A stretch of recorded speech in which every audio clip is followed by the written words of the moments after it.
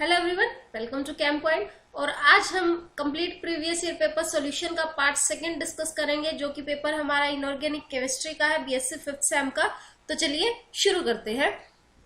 तो जैसे कि मैंने आपको बताया था कि हम इस पेपर को 4 पार्ट में सॉल्व करेंगे। फर्स्ट क्यों सॉल्व करेंगे वो रीजन भी बताया था, क्योंकि बीएससी 5th सेम का सिलेबस जो है 4 यूनिट पे ही बेस्ड है। फर्स्ट यूनिट में जितने भी क्वेश्चन बनते थे प्रीवियस ईयर पेपर से हम वो सॉल्व कर चुके हैं पार्ट 1 में। आज हम पार्ट 2 से thermodynamic and kinetic aspect of metal complexes, इस यूनिट से जितने भी प्रीवियस ईयर क्वेश्चन पेपर है वो सारे के सारे सॉल्व करेंगे। तो चलिए देखते हैं कि प्रीवियस ईयर पेपर में क्या सॉल्व कर लिया और आज क्या सॉल्व करेंगे। फर्स्ट का ए पार्ट, सेकंड क्वेश्चन कंप्लीट और थर्ड क्वेश्चन कंप्लीट हम फर्स्ट पार्ट में डिस्कस कर चुके हैं। आज हम क्या करेंगे, आज हम फर्स्ट का B part, complete fourth part and complete fifth part जो है क्वेश्चन जो है आज हम सॉल्व करेंगे। तो चलिए करते हैं। तो फर्स्ट का ए पार्ट 2 मार्क्स का था, जो कि फर्स्ट यूनिट से रिलेट था, ये हम फर्स्ट पार्ट में डिस्कस कर चुके हैं। फर्स्ट का बी पार्ट जो कंपल्सरी क्वेश्चन होता है उसका बी पार्ट 2 मार्क्स का है और ये सेकंड यूनिट से है। तो क्वेश्चन है distinguish between inert and labile complexes on the basis of half life period. हमें किस किस को, इनर्ट कॉम्प्लेक्सेस और लेबाइल कॉम्प्लेक्सेस को क्या करना है, डिस्टिंग्विश करना है, लेकिन किस बेस पे करना है, उनके हाफ लाइफ पीरियड मतलब टी हाफ के बेस पे उनको डिस्टिंग्विश करना है। तो अगर हम इनर्ट कॉम्प्लेक्सेस की बात करें तो इनर्ट कॉम्प्लेक्सेस में जो टी हाफ होता है, जो टी हाफ सब्स्टिट्यूशन रिएक्शन का होता है, वो क्या होता है, ग्रेटर देन 1 मिनट होता है। वेयर एज लेबाइल कॉम्प्लेक्सेस की अगर हम बात करें तो लेबाइल कॉम्प्लेक्सेस में जो टी हाफ होता है सब्स्टिट्यूशन रिएक्शन में, वो क्या होता है, लेस देन 1 होता है। इनर्ट कॉम्प्लेक्सेस को मोस्टली क्या माना जाता है, स्टेबल माना जाता है in comparison to labile complexes. Inert complexes के कंपैरिजन में कम स्टेबल होते हैं। ओके, तो टी हाफ के बेसिस पे हमने कर दिया कि इनर्ट में जो टी हाफ होगा वो ग्रेटर देन 1 होगा, लेबाइल के केस में टी हाफ जो है लेस देन 1 होगा। नेक्स्ट क्वेश्चन हमारे पास आता है कि डिफाइन कीजिए step wise stability constant and overall stability constant, और ये बताना है ये कैसे एक दूसरे से रिलेट करते हैं। ये क्वेश्चन जो है प्रीवियस ईयर पेपर में 4 मार्क्स का आया था। सबसे पहले मैं आपको बहुत सिंपल लैंग्वेज में समझाऊं कि स्टेप वाइज स्टेबिलिटी कांस्टेंट क्या होता है और ओवरऑल स्टेबिलिटी कांस्टेंट क्या होता है। एक रिएक्शन से मैं आपको समझाती हूँ। देखिए Fe3 पॉजिटिव और इसके साथ हमने अटैच करने हैं 6H2O। तो हम उसको कैसे अटैच कर सकते हैं, ये रिएक्शन होगी, पहले तो रिएक्शन देखिए क्या होगी, H2O6 3 पॉजिटिव, ये रिएक्शन होगी। अब ये रिएक्शन 2 तरीके से हम कर सकते हैं। एक तो ऐसे कर सकते हैं जैसे मैंने की कि आयरन के साथ तीनों के तीनों 6H2O लगा दिया और सिंपल क्या बन गया, कॉम्प्लेक्स बन गया। तो यहां से जो K की वैल्यू आएगी, जो इक्विलिब्रियम कांस्टेंट की वैल्यू आएगी, वो क्या कहलाएगी, overall stability constant. Overall stability constant अभी दिखाऊंगी डेरिवेशन भी, पहले मैं आपको बेसिक समझा रही हूँ कि होता क्या है। और अगर मैं ये करूं कि आयरन 3 पॉजिटिव मेरे पास था, मैंने उसमें पहले एक H2O ऐड किया पहले स्टेप में, तो मुझे मिला FeH2O, एक हाइड्रोजन H2O सॉरी, और यहाँ पे क्या है 3 पॉजिटिव। अगले स्टेप में इसको लू, इस कॉम्प्लेक्स को लू FeH2O 3 पॉजिटिव, और इसमें फिर से क्या करूं, एक H2O, ऐसे करके मैं कितना H2O ऐड कर दूं, इसमें 6H2O ऐड करूं। तो स्टेप बाय स्टेप मैं क्या कर रही हूँ, लिगेंड को ऐड कर रही हूँ मेटल के अंदर उसको। अब इस स्टेप का कोई इक्विलिब्रियम कांस्टेंट होगा जो K1 होगा, इस स्टेप का इक्विलिब्रियम कांस्टेंट होगा जो K2 होगा, नेक्स्ट का होगा K3। ये होते हैं स्टेप वाइज स्टेबिलिटी कांस्टेंट। तो अब इसको एक अच्छे से समझाते हैं आपको। तो देखिए सबसे पहले बात करते हैं कि स्टेप वाइज स्टेबिलिटी कांस्टेंट की। तो स्टेप वाइज स्टेबिलिटी कांस्टेंट जैसे कि मेटल है और लिगेंड है, मेटल में लिगेंड ऐड किया तो क्या बना, Ml बना। अब K1, जो K1 होगा equilibrium constant for first step, वो क्या होगा, concentration of product upon concentration of reactant. तो यही होगा Ml by concentration of Ml concentration of L। अब इस Ml में फिर से क्या किया, एक लिगेंड और ऐड किया, जैसे मैंने H2O का केस आपको बताया था, तो क्या बन गया Ml2। अब Ml2 की कंसंट्रेशन K2 कैसे आएगा, कंसंट्रेशन ऑफ प्रोडक्ट, जो प्रोडक्ट क्या है Ml2 है, upon concentration of reactant, reactant क्या है Ml, मेटल लिगेंड की कंसंट्रेशन बाय लिगेंड की कंसंट्रेशन। सेम वे में ऐसे होगा। नेक्स्ट लास्ट की अगर मैं बात करूं तो क्या होगा, ये होगा Kn, equilibrium constant for nth step के लिए क्या होगा, मेटल लिगेंड N की concentration divided by concentration of reactant क्या होगी MlN-1 और लिगेंड की कंसंट्रेशन। ये क्या है, स्टेप वाइज स्टेबिलिटी कांस्टेंट है। अब अगर बात करें ओवरऑल स्टेबिलिटी कांस्टेंट, तो ओवरऑल भी मैंने आपको बताया था क्या होता है। ओवरऑल क्या होता है, जब एक ही सिंगल स्टेप में आप पूरे को डिफाइन कर देते हैं, जैसे कि मेटल और n नंबर ऑफ लिगेंड लगाने हैं, तो क्या हो जाएगा MlN। लेकिन बनाया वहां आपने कैसे है MlN को, देखिए वहां पे भी बनाया तो आपने MlN ही है, n number of ligand he add किया, बट वो कैसे किया है, स्टेप बाय स्टेप किया। जैसे मैंने आपको H2O का केस बताया था, तो ये है overall stability constant. Overall stability constant को हम किससे डिफाइन कर रहे हैं, बीटा से, nth नंबर के लिए। तो क्या होगा MlN और concentration of L and concentration of M upon concentration of L। अब इनके बीच के रिलेशन देखते हैं। तो अगर आप रिलेशन की बात करें तो स्टेप बाय स्टेबिलिटी कांस्टेंट तो K1 K2 K3 up to Kn हो जाता है, whereas overall stability constant β1 β2 β3 β4 up to so on होगा। और जो स्टेबिलिटी कांस्टेंट होता है, स्टेप वाइज स्टेबिलिटी कांस्टेंट, वो उसका अगर प्रोडक्ट करेंगे तो वो किसके इक्वल आता है, ओवरऑल स्टेबिलिटी कांस्टेंट।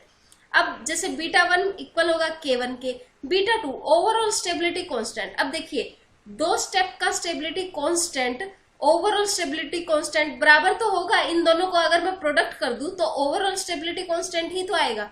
तो β2 किसके इक्वल है, K1 इंटू K2, β3 किसके इक्वल है, K1 K2 इंटू K3। इसकी भी एक डेरिवेशन है, अगर आप चाहेंगे तो मैं वो भी आपको करा दूंगी, आप मुझे कमेंट सेक्शन में वो बता दीजिएगा। एक चीज और मैं बताना चाहूंगी, जो स्टेप वाइज स्टेबिलिटी कांस्टेंट होते हैं K1 K2 K3, अगर इसमें हम ऑर्डर देखें तो K1 की ज्यादा वैल्यू होती है कंपैरिजन टू K2, K2 की ज्यादा होगी कंपैरिजन टू K3, ऐसे सो ऑन चलती रहती है। अब इसका रीजन क्या है, इसका रीजन ये है, देखिए अकेला आयरन था, आपने 6 H2O लगाने हैं, तो जो पहला H2O है आपको ये भी पता है कि ये कैसे लगेंगे, ऑक्टाहेड्रल लगेंगे, ऑक्टाहेड्रली लगेंगे। तो जो पहला H2O है वो कहीं भी लग सकता है इन 6 एक्सेस में से कहीं भी, 6 जो प्लेसेस है इनमें से कहीं भी लिख सकता है। मान लीजिए पहला यहाँ लगा, अब जो दूसरा आएगा उसके पास तो सिर्फ 5 ही पोजीशन लगी ना, बची ना, जहां पे वो आ सकता है। तो 6 के पास जो पहला आया था उसके पास ज्यादा स्पेस था, अब K2 के पास कम स्पेस रहा। ऐसे ही K2 अगर आया, उसने ये ले लिया, H2O ने ये जगह ले ली, तो जो तीसरा H2O आएगा, अब 2 स्पेस तो ऑलरेडी ऑक्यूपाई है, अब उसके लिए जो स्पेस है वो क्या रहा, कम रहा ना, इसलिए K1 की वैल्यू ज्यादा देन K2 देन K3, और ऐसे ही क्या करती रहेंगी, डिक्रीज करती रहेंगी। तो ये था आपका एक क्वेश्चन। अब नेक्स्ट चलते हैं, what do you understand by trans effect. अब ट्रांस इफेक्ट क्या होता है और अरेंज करना है हमें trans effect bromine NH3OH H2O and Cl। तो सबसे पहले देखते हैं कि ट्रांस इफेक्ट क्या होता है। ट्रांस इफेक्ट बेसिकली क्या होता है, एक एबिलिटी होती है किसी ग्रुप की क्या करने की, to attract the substitution into its transposition। जैसे कि trans effect can be defined as the effect of a ligand toward the substitution on the other ligand. जैसे कि बहुत सिंपल वे में मैं अगर आपको समझाऊं, एक स्ट्रॉन्ग बच्चा है और वो क्रिकेट खेल रहा है या कोई भी स्पोर्ट खेल रहा है, तो वो क्या चाहेगा कि जो आ रहा है खेलने के लिए, वो अगर स्ट्रॉन्ग है या जैसा भी है, वो उसी की टीम में जाए ताकि उसकी टीम कैसी बने, स्ट्रॉन्ग बने। सेम ट्रांस लिगेंड ऐसे ही होता है। जैसे मान लीजिए ये मेटल है और यहाँ पे 4 लिगेंड लगे हुए हैं, L1 लिगेंड अलग अलग है, L1 L2 L3 और L4। सपोज कीजिए L4 की पावर ज्यादा है, L4 की पावर ज्यादा है, तो L4 क्या कोशिश करेगा ट्रांस इफेक्ट के हिसाब से, अब L2 छोड़ के जा रहा है, L2 गेम छोड़ के जा रहा है, तो L4 क्या कोशिश करेगा, L4 क्या कोशिश करेगा कि जो भी आए वो इसकी जगह आए ताकि इसकी टीम क्या बन जाए, स्ट्रॉन्ग बन जाए। मतलब इनकमिंग जो ग्रुप आएगा, इनकमिंग जो लिगेंड आएगा, अगर ये स्ट्रॉन्ग है तो ये अपने ट्रांस में ही लेके जाएगा। अगर L3 स्ट्रॉन्ग है तो इनकमिंग लिगेंड, मान लीजिए मैंने L5 लगाना है और मैं ये कह रही हूँ कि L3 बहुत स्ट्रॉन्ग है, तो L3 क्या चाहेगा कि मेरे ही अपोजिट में आए, वो मेरे ही ट्रांस में आए। जैसे कि अब आपको एक एग्जांपल से मैं समझाऊं, जैसे कि मैं आपको एक एग्जांपल से समझाऊं, जैसे देखिए PT Cl Cl Cl Cl 2 negative, अब क्या हुआ, NH3 ऐड करना है और Cl नेगेटिव, Cl को हटाना है। अब सारे के सारे की पावर एक जैसी है, तो कोई भी Cl हट गया और एक जगह क्या आ गया, NH3 आ गया। अब ये ट्रांस सीरीज है, ये आपको लर्न करनी ही करनी पड़ेगी। अब ट्रांस सीरीज में ये सबसे ज्यादा स्ट्रॉन्ग और यहाँ पे होते हैं वीक एंड, ये वीक होते हैं। अब अगर बात करें NH3 और Cl की, तो देखिए कौन ज्यादा स्ट्रॉन्ग है। यहाँ पे आ जाइए, ढूंढिए कहाँ है NH3, ये रहा NH3 और ये रहा Cl। तो Cl का ट्रांस इफेक्ट NH3 से ज्यादा है। कहने का मतलब अब अगर मैंने कोई और NH3 लेके आना है तो वो मैं कहाँ लेके आऊंगी। देखिए ये स्ट्रॉन्ग है कि ये स्ट्रॉन्ग है, Cl ज्यादा स्ट्रॉन्ग है, तो Cl क्या चाहेगा, अब इसके तो ट्रांस में NH3 आ गया, अब जो आया है उसको चेंज नहीं कर सकता, तो ये Cl कुछ नहीं करेगा, बचे ये दो Cl3 और ये NH3। किसकी पावर ज्यादा, Cl का ट्रांस इफेक्ट ज्यादा, तो Cl चाहेगा कि मेरे ट्रांस में कोई आए, तो या तो इस Cl के ट्रांस में यहाँ NH3 वो ऐड हो जाएगा, या इसके ट्रांस में यहाँ NH3 ऐड हो जाएगा, तो ये क्या बन गए NH3 यहाँ पे ऐड हो गए। ठीक है, ये होता है ट्रांस इफेक्ट। अब अगर बात करें कि आपको इंक्रीजिंग ऑर्डर में लगाना है ट्रांस इफेक्ट किसका ज्यादा, तो देख लीजिए यहाँ Br है, ये रहा Br फर्स्ट। ठीक है, अब NH3 की अगर आप बात करें तो NH3 कहाँ है, ये रहा सेकेंड। OH की अगर आप बात करें तो OH ये रहा थर्ड, H2O 4, और Cl की बात करें तो ये रहा 5। ये है अरेंजमेंट आपका, जो आप अरेंज करेंगे कि पहले Br की पावर ज्यादा है, फिर Cl की, फिर NH3 की, देन H2O की, एंड देन OH की। ठीक है, तो ये सीरीज है आपकी, ऐसे आपको अरेंज करना था। और ये ट्रांस इफेक्ट क्या होता है कि जो भी जिसका ट्रांस इफेक्ट ज्यादा होगा वो चाहेगा कि इनकमिंग ग्रुप क्या है उसके ट्रांस में है। Okay, next is what is chelate effect, how do is it affect the stability of complexes with suitable example हमें बताना है। तो देखिए ये क्वेश्चन 4 मार्क्स का है आपका, वो 2 मार्क्स का था ट्रांस इफेक्ट का। तो चिलेट इफेक्ट क्या होता है, तो चिलेट इफेक्ट की बात करें तो जब एक पॉलीडेंटेट लिगेंड, पॉलीडेंटेट मतलब जो एक से ज्यादा डोनेट कर पाए इलेक्ट्रॉन पेयर को डोनेट कर पाए मेटल से, तो वो क्या करता है जब मेटल से जुड़ता है तो इस फॉर्म में जुड़ता है कि वो क्या बना लेता है, एक रिंग बना लेता है। और जब मेटल लिगेंड की एसोसिएशन होती है तो वो कैसी होती है, बहुत ज्यादा स्टेबल होती है। या हम कह सकते हैं कि जो कॉम्प्लेक्सेस जिसमें चिलेट रिंग होती है, जो रिंग बनेगी उसी को चिलेट कहते हैं, वो ज्यादा स्टेबल होते हैं कंपैरिजन टू दूसरे जिनमें रिंग नहीं होती, तो उसी को हम क्या बोलते हैं, चिलेट इफेक्ट। जैसे कि निकल 2 पॉजिटिव 6NH3 के साथ कंपाउंड बनाया, तो यहाँ क्या बना N9NH3 2 पॉजिटिव, और यहाँ पे निकल ने इथाइलिन डाइअमीन के साथ कॉम्प्लेक्स बनाया। अब इथाइलिन डाइअमीन कैसा है, डाइडेंटेट या बाइडेंटेट लिगेंड, तो दो पेयर डोनेट करेगा, इसलिए 3 लिए हैं ये हमने, तो ये क्या बनाएगा, निकल EN3 2 पॉजिटिव। यहाँ भी कोऑर्डिनेशन नंबर 6 है, यहाँ भी कोऑर्डिनेशन नंबर 6 है, लेकिन आप लॉग बीटा की वैल्यू देख सकते हैं, यहाँ पे 8.61 है, लेकिन यहाँ पे लॉग बीटा की वैल्यू क्या है, 18.28। जितनी ज्यादा लॉग बीटा की वैल्यू होती है उतनी ज्यादा कॉम्प्लेक्स की क्या होती है, स्टेबिलिटी होती है। जितनी ज्यादा उतनी ज्यादा क्या होगी, स्टेबिलिटी होगी। तो देख सकते हैं आप यहाँ पे इथाइलिन डाइअमीन वाला कॉम्प्लेक्स ज्यादा स्टेबल है कंपैरिजन टू इसके। अब इसका रीजन क्या है, इसका रीजन आप यहाँ देखिए ये कॉम्प्लेक्स जब बना तो ऐसा बना, NH3 के साथ बना, लेकिन इथाइलिन डाइअमीन के साथ बना तो क्या बनी है, एक रिंग स्ट्रक्चर फॉर्म हुई। और जब रिंग स्ट्रक्चर फॉर्म होगी तो स्टेबिलिटी क्या होगी, ज्यादा इंक्रीज होगी। ठीक है, सेकंड अगर हम बात करें कि चिलेट इफेक्ट में क्या होता है, तो जब भी चिलेट इफेक्ट की हम बात करेंगे तो चिलेशन जब भी होगी तो नेचर ऑफ लिगेंड तो काम करेगा ही करेगा।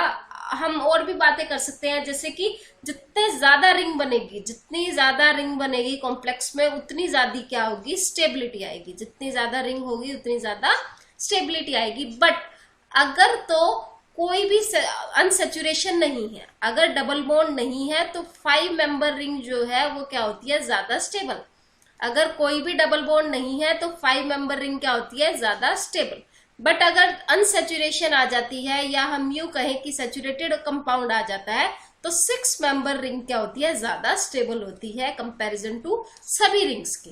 ठीक है, अगर कोई भी अनसेचुरेशन नहीं है, सिंगल बॉन्ड है, अगर सिर्फ ऐसा है तो क्या हो जाएगा, 5 मेंबर रिंग स्टेबल है। अगर इनमें अगर मैं बात करूं तो ये ज्यादा स्टेबल है, लेकिन अगर हम बात करें ऐसी कुछ, ये 5 मेंबर रिंग है और यहाँ पे अगर हम बात करें ये, तो ये ज्यादा स्टेबल होती है कंपैरिजन टू 5 मेंबर रिंग के। बात करें स्टीरिक फैक्टर भी यहाँ पे डोमिनेट करता है। स्टीरिक फैक्टर मतलब अगर बल्की ग्रुप आएगा, अगर बल्की ग्रुप आता है चिलेशन में तो स्टेबिलिटी क्या हो जाती है, कम। अगर स्मॉल ग्रुप्स होते हैं तो स्टेबिलिटी क्या होती है, ज्यादा। क्यों, क्योंकि स्टीरिक फैक्टर होता है। बल्की ग्रुप क्या करेगा, स्टीरिक हिंड्रेंस करेगा।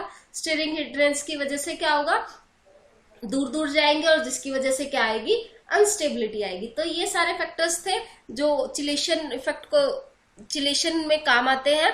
अब नेक्स्ट क्वेश्चन है हमारे पास, what is laying William order of stability, या हम इसको कह सकते हैं कि ये क्या है, Irving William order of stability है। ये ऑर्डर ऑफ स्टेबिलिटी क्या होता है, जैसे जैसे स्टेबिलिटी है ये एक हाई स्पिन कॉम्प्लेक्सेस की 3D सीरीज में, जब आप कहां से कहां जाते हैं, Mn2 पॉजिटिव से Zn2 पॉजिटिव जाते हैं। तो अगर आप बात करें तो Mn2 पॉजिटिव की स्टेबिलिटी कम देन आयरन, उसकी कम, आयरन की कम देन कॉपर, निकल की कम, निकल की ज्यादा कंपैरिजन टू कॉपर। बट अगर आप यहाँ बात करें, ऑर्डर क्या होना चाहिए था, यहाँ पे ऐसा कुछ होना चाहिए, 2 positive and then 2 positive, but ये नहीं होता।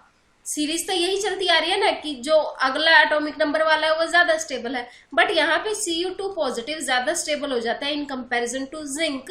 ऐसा क्यों होता है, ऐसा इसलिए होता है because of CFSC value of complexes. इसको हम क्या कहते हैं, natural order of stability. Simple सी बात कहूं, यहाँ पे D9 जब आ जाता है, D9 या ये केस D4 में भी होता है। D9 की अगर मैं बात करूं, यहाँ पे होती है जॉन टेलर डिस्टोर्शन। अब जॉन टेलर डिस्टोर्शन इस टाइम पे हमारे सिलेबस में नहीं है, बट हम इसको डिस्कस जरूर करेंगे जब हम इस पर वीडियो बनाएंगे।